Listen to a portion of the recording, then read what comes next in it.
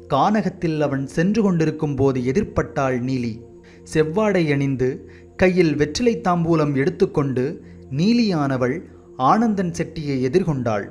அடர்ந்த வனத்தில் செவ்வாடை அணிந்த பெண்ணை கண்டதும் அதிர்ச்சியுற்றான் செட்டி. மனதில் ஜோதிடரின் எச்சரிக்கை நிழலாடியது. வணிகரே, வந்து தாம்பூலம் எடுத்துக்கொள்ளுங்கள் என்று அழைத்தாள். அவளை தவிர்த்துவிட்டு ஊருக்குள் நுழைந்தான் ஆனந்தன் செட்டி. அவன் கையில் மந்திரக்கத்தி இருந்ததால் நீலியால் அவனை நெருங்க இயலவில்லை. இதற்குள் மாலையாகிவிட்டது. நீலியானவள் வனத்தில் அவள் சாட்சியாய் விட்டு சென்ற கள்ளி மரத்தை குழந்தையாக மாற்றி அவனை தொடர்ந்து ஊருக்குள் சென்றாள். அத்தான், என்னை விட்டு எங்கே செல்கிறீர்கள் என்று நீலி அழைக்க, யாரடி உனக்கு அத்தான், போ அந்த பக்கம் என்று சொல்லிவிட்டு சென்று கொண்டிருந்த அவனை நோக்கி கண்ணீருடன் ஓடிக்கொண்டிருந்தாள் நீலி.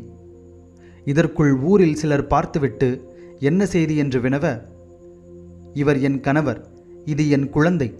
குழந்தை பிறந்ததும் எங்களை தனியாக தவிக்க விட்டு ஓடி வந்து விட்டார். நானும் அவரை தொடர்ந்து ஓடி வந்திருக்கிறேன் என்றாள் நீலி. அவனை தடுத்த ஊரார் பஞ்சாயத்தை கூட்டினர். பஞ்சாயத்தாரின் விசாரணையில் அவள் தனது மனைவி என்று சொன்னதை மறுத்தான் ஆனந்தன் செட்டி. மனதுக்குள்ளே ஜோதிடர் சொன்ன செய்திகள் நிழலாடி கொண்டிருந்தன. ஆனால் நீலியோ சத்தியம் செய்தாள். இவர் என் கணவர் என்பது சத்தியம்,